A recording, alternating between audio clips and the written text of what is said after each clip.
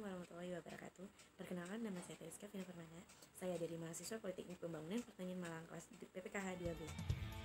Di sini saya memenuhi tugas dari komunikasi penyuluhan yang berjudul Strategi Efektif Komunikator Terhadap. Pembahasan yang kita bahas yakni yang pertama komunikasi. Apa aja? Yang pertama ialah kemampuan komunikasi, pastinya fungsi komunikasi dan juga karakteristik komunikasi. Yang kedua yakni proses komunikasi. Yang dimaksud ialah elemen-elemen dalam proses komunikasi. Yang ketiga ialah nilai komunikator, ataupun bisa dibilang nilai yang harus dimiliki oleh komunikator. Yang keempat ialah strategi. Bagaimana strategi yang efektif untuk menjadi komunikator. Yang pertama, bahasan komunikasi. Apa sih komunikasi itu? Sering sekali kita membahas apa sih komunikasi. Komunikasi adalah suatu proses penyampaian ide, gagasan, atau pesan-pesan yang dilakukan oleh dua orang atau lebih secara lisan maupun tulisan dengan maksud tujuan tertentu. Yang dimaksud ialah bagaimana kita bertukar pikiran, bertukar ide pada satu atau dua orang atau lebih ataupun kelompok untuk mencapai tujuan yang sama. Fungsi dari komunikasi yang pertama ialah komunikasi sebagai proses penyampaian pesan atau informasi dari komunikator kepada komunikator. Jadi, komunikasi ini berfungsi sebagai penyampai atau menyampaikan informasi kepada komunikator agar mereka lebih memahami, lebih memiliki ilmu yang lebih baik lagi. Yang kedua yakni menyiapkan informasi. Maksudnya adalah bagaimana kita menyampaikan informasi kepada komunikan sehingga komunikan dapat mengerti dan memahami komunikan. Yang ketiga ialah mendidik. Yang artinya bahwa informasi yang disampaikan oleh komunikator dapat mengubah sikap dari komunikan.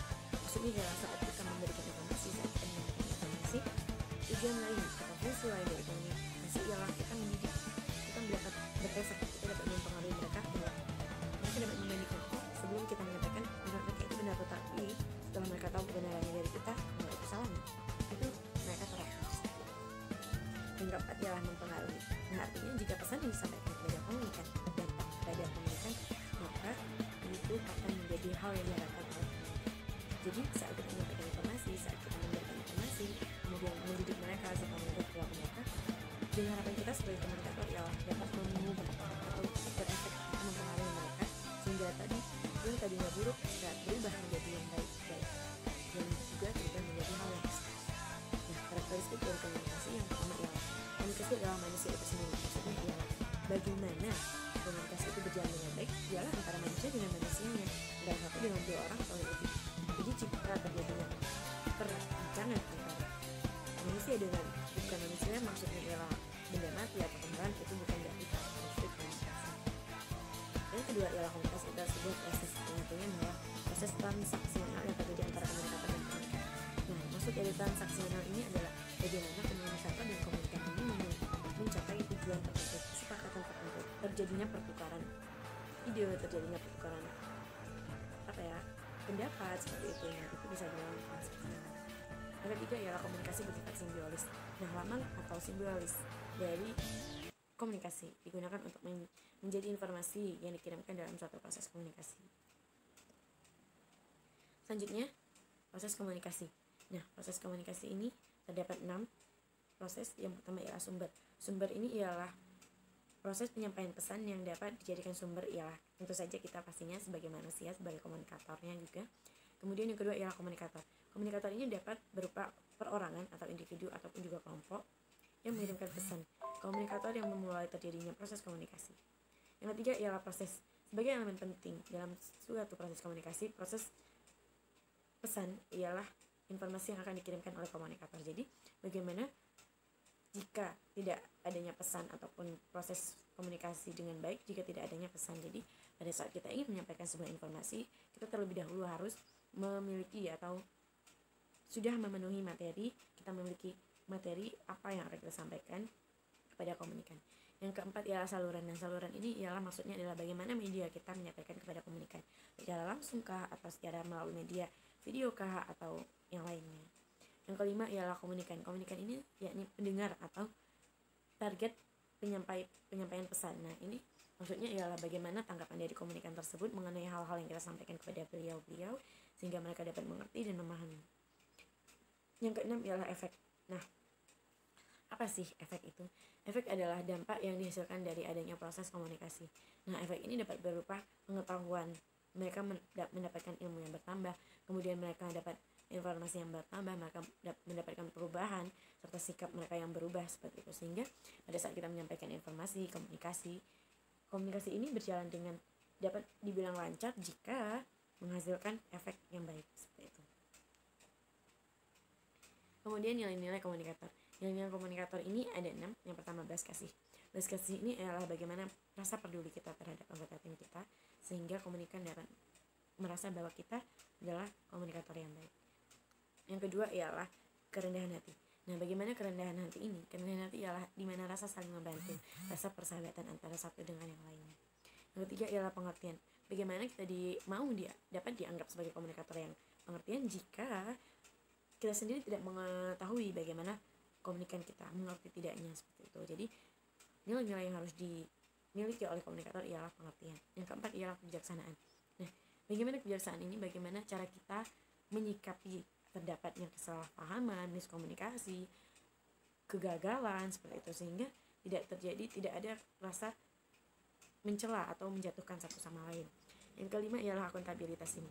Nah, akuntabilitas ini maksudnya ialah bagaimana cara kita menyikapi terjadinya kesalahpahaman, kemudian miskomunikasi, kemudian bagaimana cara kita merangkul para anggota tim kita untuk bisa menggapai sebuah solusi bersama. Yang keenam ialah empati. Nah, banyak sekali komunikator yang lupa akan nilai yang terakhir ini yakni empati.